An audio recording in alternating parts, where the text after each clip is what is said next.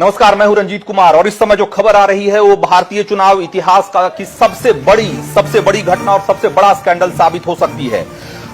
भारतीय मूल के एक इंजीनियर ने दावा किया है कि 2014 में जो चुनाव हुए थे उसमें बड़े पैमाने पर ईवीएम हैक की गई थी और ये हैकिंग बीजेपी ने करवाई थी। उसने एक आज जो सैयद शुजा नाम के इस शख्स ने, जो कि ईसीएल का पूर्व अधिकारी रह चुका है, पूर्व इंजीनियर रह चुका है, उसने लंदन में एक प्रेस कॉन्फ्रेंस की और उस प्रेस कॉन्फ्रेंस में उसने बहुत सारे चौंकाने वाले खुलासे किए हैं, बहुत चौंकाने वाले दावे किए हैं।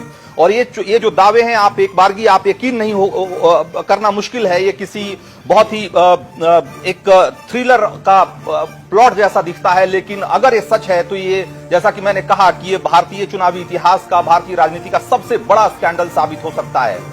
सैयद शुजा ने दावा किया है कि 2014 में बड़े पैमाने पर ईवीएम हैक की गई और ये हैकिंग में जिस कंपनी ने साथ दिया बीजेपी का, वो थी रिलायंस जियो। रिलायंस जियो ने देश भर में ऐसे बहुत सारे सेंटर्स का जाल बिछाया। ऐसे 9 सेंटर बनाए गए जहां पर कि जिसके जरिए लो फ्रीक्वेंसी पे, जिसको कि आप मिलिट्री ग्रेड फ्रीक्वेंसी भी कह सकते हैं, उसके सिग्नल इमिट किए गए वहां से और देश भर के जो टारगेटेड ईवीएम थे उसको हैक किया गया। जो सैयद शुजा है, उनका दावा है कि जो लोग काम कर रहे थे इन सेंटर्स में, उन्हें भी नहीं पता था कि वो एक तरीके से ईवीएम हैकिंग में इन्वॉल्व हैं, क्योंकि उन्हें लग रहा था कि वो सिर्फ डेटा एंट्री कर रहे हैं और असल में वहां से हैकिंग चल रही थी। सैयद शुजा का दावा है कि वो उस टीम का हिस्सा रहे हैं जिसको कि ईसीआईएल यानी कि electronics corporation of India limited, जिसने कि इस ईवीएम को डिजाइन किया है, इस ईवीएम को बनाया है, उसने एक प्रोजेक्ट के तहत इन्हें ये जिम्मेदारी सौंपी थी कि ये पता लगाए कि ईवीएम हैक किए जा सकते हैं कि नहीं। और उनकी टीम ने ये साबित किया था कि ईवीएम को लो फ्रीक्वेंसी सिग्नल के जरिए इंटरवीन किया जा सकता है, इंटरसेप्ट किया जा सकता है और उसे हैक भी किया जा सकता है।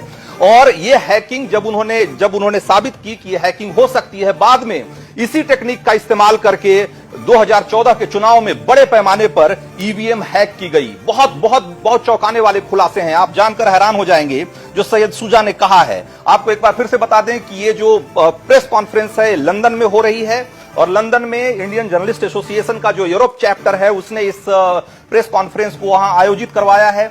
वहां पर सैयद शुजा का दावा है कि इस प्रेस कॉन्फ्रेंस को लेकर के भारत की सभी राजनीतिक पार्टियों को न्योता भेजा गया था, उनको बताया गया था कि इस तरह का प्रेस कॉन्फ्रेंस होना है, किया जाना है, लेकिन सिर्फ कांग्रेस के कपिल सिब्बल उस प्रेस कॉन्फ्रेंस में मौजूद हैं।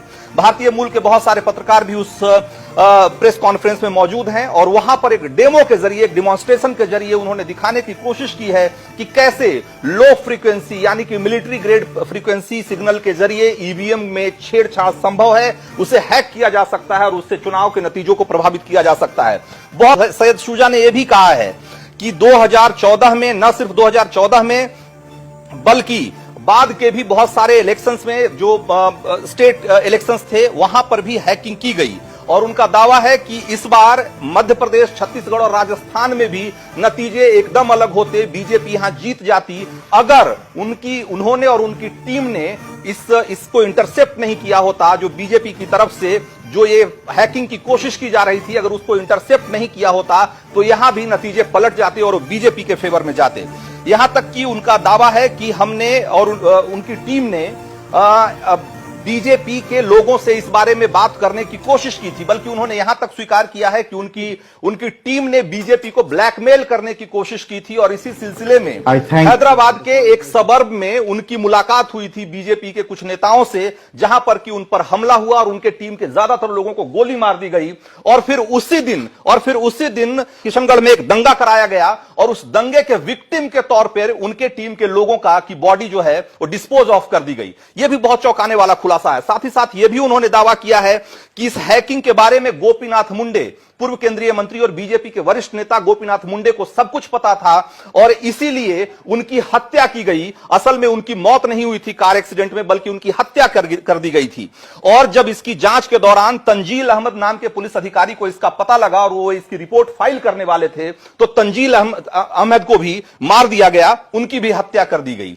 ये 4 days ago Syed was attacked in the United States and he was unable to take the flight that he was booked on from Newark to London on Saturday night.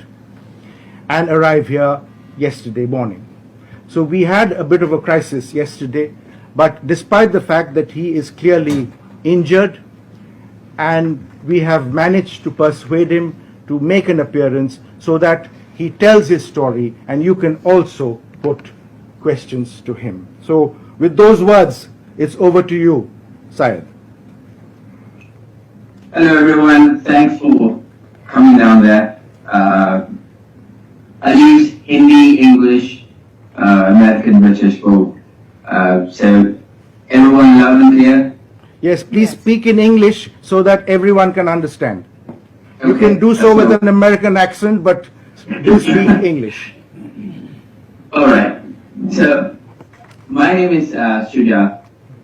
I'm known with many names. You know, some call me Sid, some call me Syed, some call me Rinkesh, some call me Mohit. I'm also a fortune teller. So I can tell you what is going to happen after this press conference.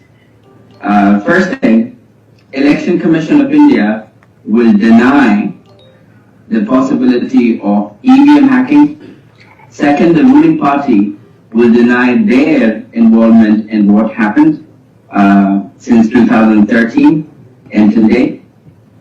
Third, the Electronic Corporation of India will deny my existence as an employee of ECI. And fourth, that I don't exist in any system whatsoever in India because I'm dead 4.5 years ago. So these are the things which are definitely going to happen in about 2 hours from here. To start with, I was supposed to come down there, do a demo. However, those who are supposed to get the EVMs transported to India, they have been offered great amount of money, and they decided not to show up at the venue with the EVMs which was used in recent elections, the 2018 November election. So that plan was completely dropped out.